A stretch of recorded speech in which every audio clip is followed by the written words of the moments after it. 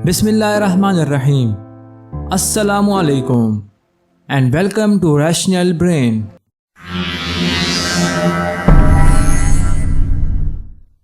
دوستوں، آج کی اس ویڈیو میں ہم آپ کو بتائیں گے کہ اللہ تعالیٰ نے حضرت عیسیٰ علیہ السلام کو زندہ آسمان پر کیوں اٹھایا۔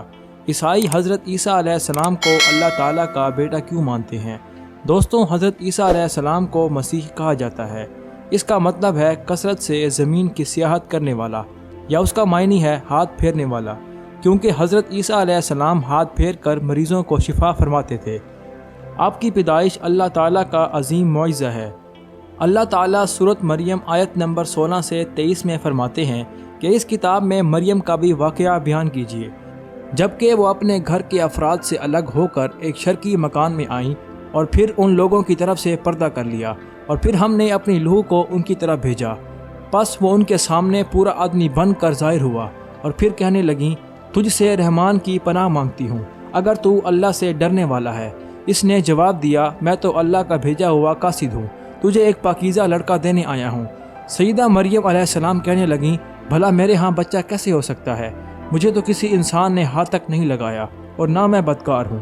اس نے کہا، بات تو یہی ہے، پر تیرے پروردگار کا ارشاد ہے کہ وہ مجھ پر بہت ہی آسان ہے، ہم دوسرے لوگوں کے لیے ایک نشانی بنا دیں گے۔ پس یہ تو ایک طے شدہ بات ہے کہ اللہ تعالیٰ بڑا بے نیاز ہے، وہ جو چاہے کر سکتا ہے۔ سیدہ مریم علیہ السلام بہت ہی عبادت گزار تھی۔ انہوں نے اپنے اور لوگوں کے درمیان آڑ بنا لی اور یکسو ہو کر بہت دور چلی گئیں۔ اللہ تعالیٰ کے حکم پر حضرت جبرائیل علیہ السلام سیدہ مریم کے پاس آئے۔ انہوں نے ان کے گریبان میں اللہ کے حکم سے پھونک ماری، اس سے انہیں حمل ٹھہر گیا۔ جب ولادت کا وقت آیا تو آپ لوگوں سے دور یعنی بیت الحرم چلی گئیں۔ وہاں انہیں درد ازا شروع ہوئی تو کہنے لگیں، کاش میں اس سے پہلے مر جاتی۔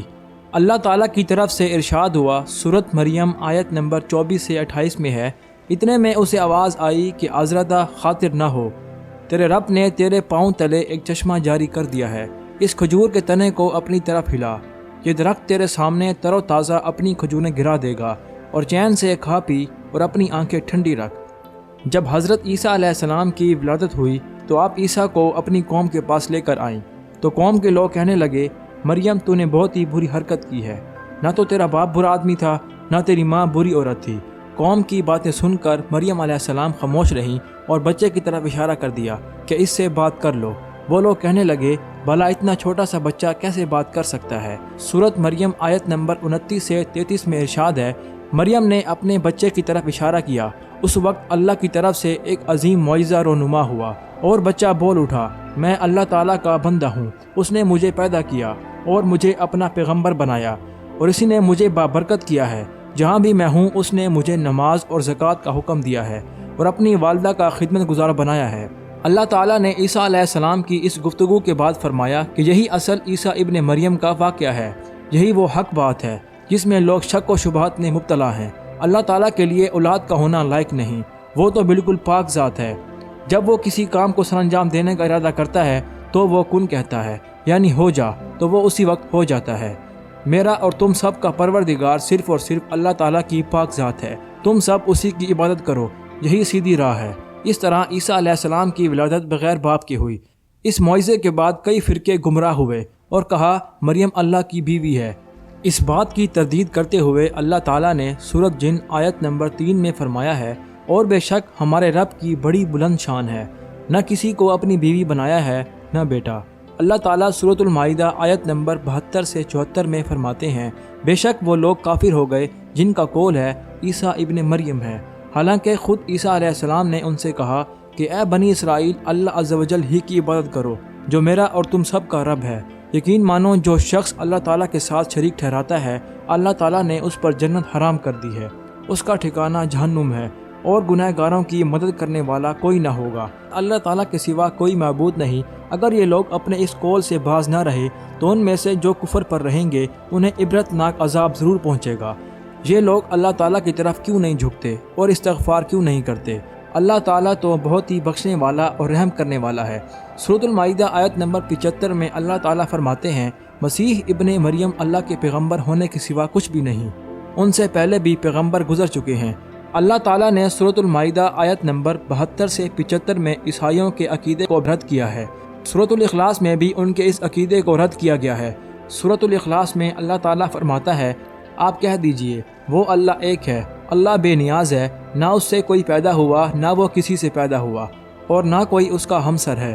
لوگوں نے جب مریم علیہ السلام پر تہمت لگائی، انہیں بدکار کہا، تب اللہ تعالیٰ نے فرمایا سورۃ النساء آیت نمبر 156 میں، ان کے کفر کے باعث مریم علیہ السلام پر بہت بڑا بہتان باندھنے کے باعث ہم نے ان پر لعنت کی۔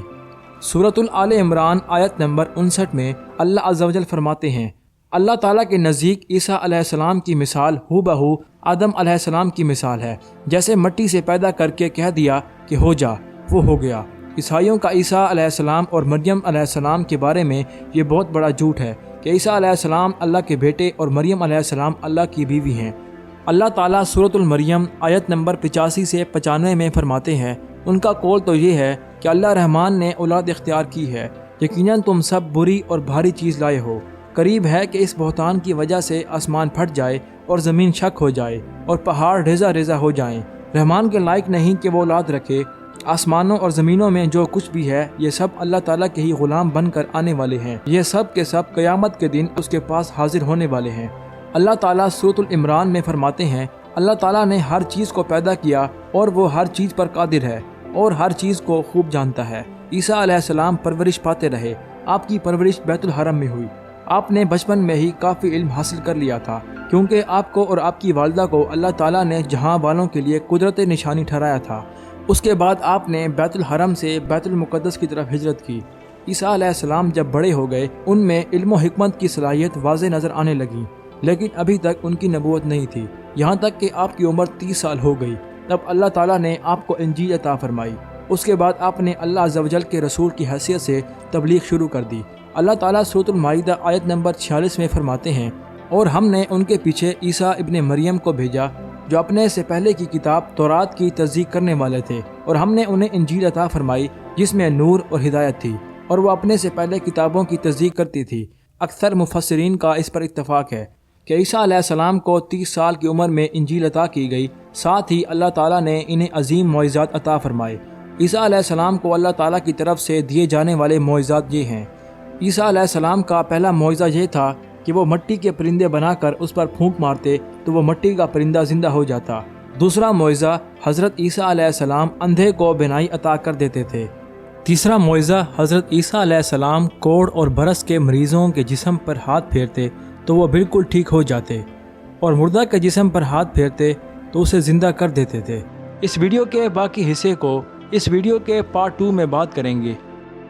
دوستوں، اسی کے ساتھ آج کی اس ویڈیو کا اختتام ہوتا ہے۔ دوستوں، اگر آپ کو یہ ویڈیو اچھی لگی ہو تو اسے اپنے دوستوں کے ساتھ بھی شیئر کریں، اور ایسی انٹرسٹنگ ویڈیوز کے لیے ہمارے چینل ریشنل برین کو سبسکرائب کریں۔ Thanks for watching. اللہ حافظ۔